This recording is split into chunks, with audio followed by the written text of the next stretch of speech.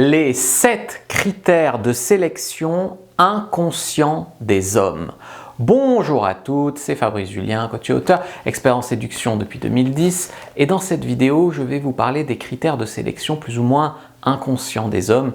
Il y en a qui sont inconscients, il y en a qui remontent un petit peu à la surface, mais c'est quand même des choses, en fait on ne se dit pas, tiens j'ai une feuille de critères, je coche, ah ça y est je peux être avec elle. C'est des choses qui inconsciemment t'attirent ou te retirent. Et c'est pas la même chose qui va t'attirer vers une femme pour coucher avec elle que des choses qui vont t'attirer vers une femme pour vouloir rester avec elle. Vraiment, c'est pas la même chose. Il y a des tas d'hommes qui feront même 3 rendez-vous avec une femme juste pour coucher avec elle avec jamais aucune intention de rester avec elle. Pas de compatibilité si tu veux, pas de vision de compatibilité, aucun de ces critères-là inconscients.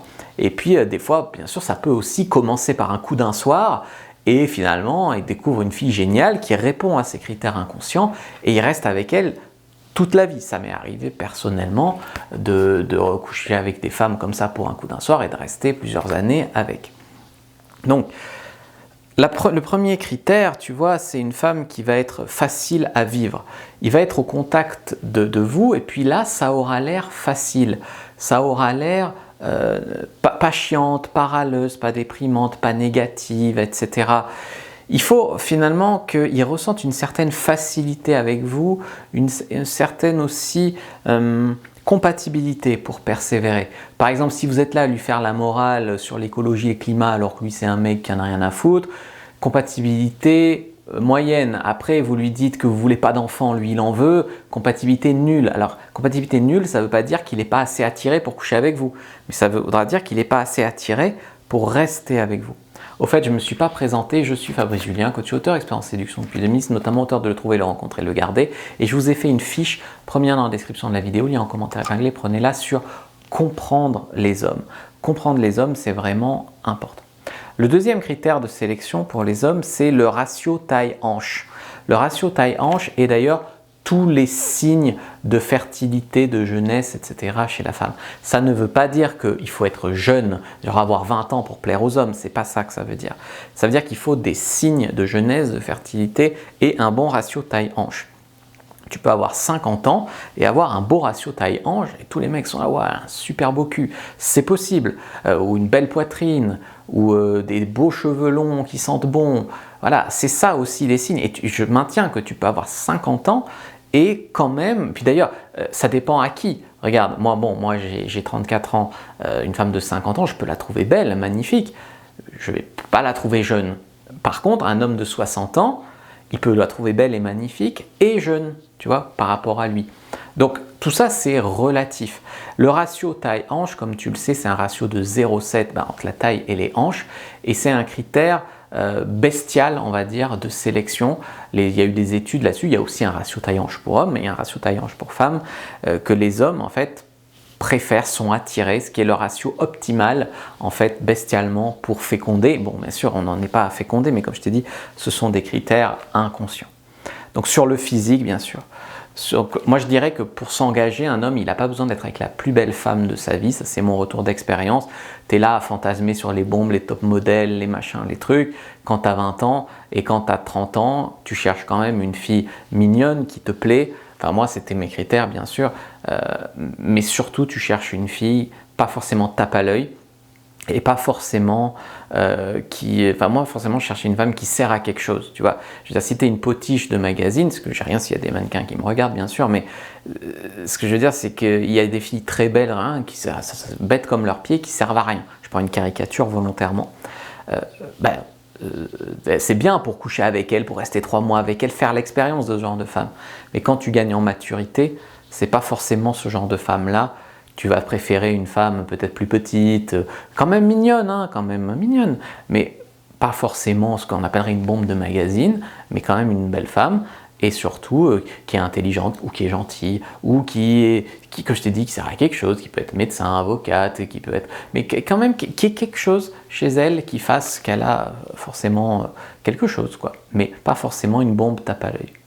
Donc le critère suivant, c'est la fidélité. Donc là, c'est vraiment très important. En fait, vous pouvez être difficile à avoir, ça, il y a beaucoup de femmes qui l'ont bien compris. D'ailleurs, j'ai des hommes qui en peuvent plus sur les sites de rencontres, les femmes qui répondent froidement, qui répondent en deux lignes, qui répondent systématiquement en te contredisant, et puis quand tu réponds bien, ah, ben, finalement, elles sont intéressées. Mais alors, pourquoi elles font ça? En fait, vous n'avez pas compris. Oui, il ne faut pas être facile à avoir, mais il ne faut pas non plus être froide, chiante, cassante, jouer la femme inaccessible, etc. Les hommes, ils n'ont pas une confiance en eux, ni une patience à toute épreuve, d'accord? Donc les hommes, il faut qu'ils aient le sentiment que ça progresse. Je sais que vous avez très peur de passer pour une fille facile, ou que vous avez très peur qu'ils veuillent que du cul, ou vous avez très peur qu'ils ne comprennent pas que c'est son rôle à lui d'homme de faire ça, c'est pas mon rôle à moi de femme, mon rôle à moi de femme, c'est de résister. Donc ça, il faut vraiment vous sortir ces idées-là de la tête. Il ne faut pas jouer tout le temps la carte de la femme insaisissable à qui l'homme doit faire ses preuves. Parce que ça c'est le truc typique, c'est la femme, elle joue le rôle de la femme insaisissable à qui l'homme doit faire ses preuves. L'homme, il est un peu patient, mais il perd un peu patience. Mais il va faire ça 2-3 rendez-vous histoire de coucher avec elle. Et là où elle aurait été authentique, et où le courant serait bien passé, il serait peut-être resté avec elle, comme elle a été en mode chiante princesse, je me fais désirer, je te rends un peu fou. Une fois qu'il a couché avec elle, il n'en peut plus, il se barre, tu vois. Donc ça, c'est un truc que vous ne comprenez pas. Il faut que la relation progresse, il faut lui montrer des signes d'intérêt. Tu ne peux pas être que dans la résistance, que dans le je fais genre que ça ne m'intéresse pas, je fais genre qu'il ne me plaît pas, je fais genre qu'il ne m'aura pas comme ça. Parce qu'après, qu'est-ce qui se passe après? Les rôles s'inversent. Après, lui, il est content parce qu'il a couché avec vous, mais comme vous êtes un peu trop princesse et tout, il en a marre. Donc lui s'éloigne, et vous, vous êtes là, comme j'ai couché avec lui, qu'il a fait tous les efforts que je voulais et qui me plaît. Maintenant, c'est vous qui lui courez après. Et ça, c'est vraiment typique comme schéma. Et ça, je suis désolé, vous vous mettez dedans toute seule, parce que vous n'avez pas lu mon livre, parce que vous n'êtes pas dans l'académie de la séduction, parce que finalement, vous êtes à l'envers de la séduction. Vous êtes vraiment... Mais c'est typique ça.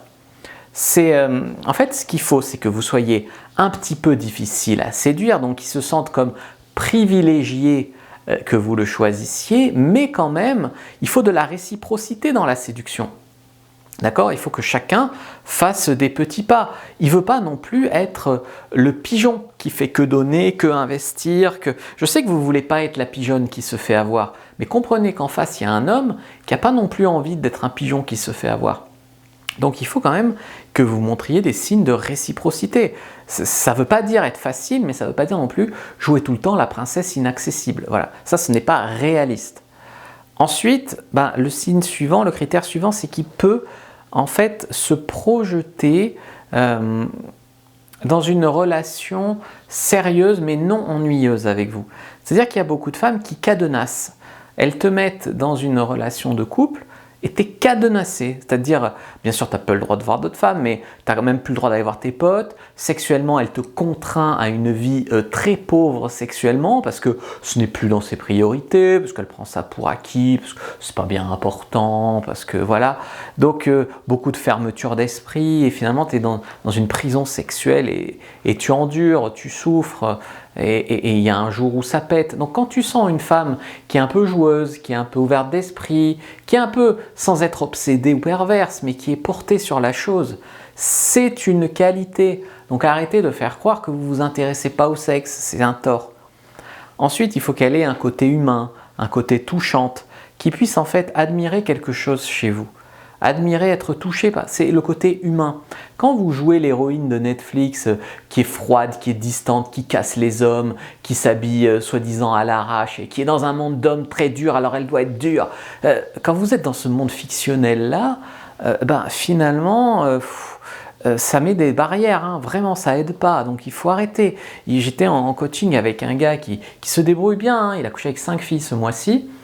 Mais à chaque fois, il tombe sur ce genre de nana qui est là, qui est froide, qui est arrogante, qui le prend de haut, qui est ci, qui est ça, puis qui couche avec lui, puis qui après lui court après en mendiant de le revoir. Mais lui, il en a marre de ce genre de fille. Il se dit, mais comment en se comportant comme ça, elle peut croire que je vais avoir envie de plus? Elle croit, parce que je lui ai dit, parce que c'est du conditionnement Netflix et autres wokisme, qui a envahi d'ailleurs le cinéma, les livres, tout ça. Donc ça, il faut vraiment vous le sortir de la vie. Donc il faut que, en fait, vous fassiez des efforts mutuellement, que vous vous tiriez vers le haut potentiellement, mutuellement, respectueusement dans quelque chose. Et ensuite, il faut que vous lui montriez qu'il peut lâcher prise avec vous, qu'il peut compter sur vous, que vous êtes fiable. Ça, c'est important, que vous êtes fiable. Par exemple, j'avais une ex avec qui on se remettait plus ou moins ensemble, et puis à un moment, je pars en voyage à New York et je suis déjà en route pour l'aéroport et je lui demande si elle peut aller voir si j'ai bien fermé les clés. Elle me dit ouais bon j'irai peut-être la semaine prochaine, machin. Comment ça m'a énervé ça a été fin direct fin avec elle. Parce que moi j'étais là à aller nourrir son chat quand elle était en voyage, à garder son chat, à aller lui mettre le chauffage pour qu'elle rentre dans un truc chaud, aller la chercher au train quand elle allait à Lyon, voilà, des tas de trucs pour elle. Elle ne pouvait même pas aller voir chez moi, c'était à 10 minutes de chez elle, si ça allait. Donc ça pour moi c'était non. Donc pas fiable, tu vois, pas compter sur elle.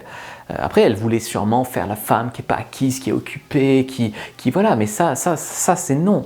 Et voilà, et puis qui peut être soi-même avec vous. La plupart des hommes, ils sont là, ils jouent un rôle, ils ont l'impression qu'il faut qu'ils soient des providers, qu'il faut qu'ils assurent, qu'ils se vantent, voilà, qu'ils aient des ressources, qu'ils soient impressionnants. Voilà. Et à un moment, l'homme aussi est humain, et s'il sent qu'il peut être lui-même, même avec ce que ça a d'humain, de montrer ses faiblesses et sa vulnérabilité avec vous, bah, ça crée un lien au-delà du top modèle, au-delà de tout ça, vraiment, au-delà de vos complexes, au-delà de tout ça. Bon alors, s'il pète au lit, ça veut dire effectivement qu'il s'abandonne bien avec vous, mais c'est pas forcément un bon critère de sélection. Ce critère inconscient suivant, peut-être, ça peut être aussi dire qu'elle suce bien. Et puis tu as vu dans les critères de fidélité, de fiabilité, etc., ça peut être aussi la fidélité. C'est-à-dire qu'une femme, on veut pas que la femme, bien sûr, elle arrive trop facilement dans ton lit, parce que si elle arrive trop facilement dans ton lit, eh ben, ça veut dire qu'elle peut arriver très facilement dans le lit d'un autre, en tout cas dans l'esprit d'un homme. Mais par contre, si ce n'est pas forcément facile, mais pas non plus un parcours du combattant, ben c'est le bon équilibre. Si vous voulez aller plus loin, je vous ai préparé une fiche. Likez, commentez, partagez, prenez-la, prenez dans la description de la vidéo, lien en commentaire, épinglé. Moi je vous dis à bientôt et que le dieu de la séduction soit avec vous les amis.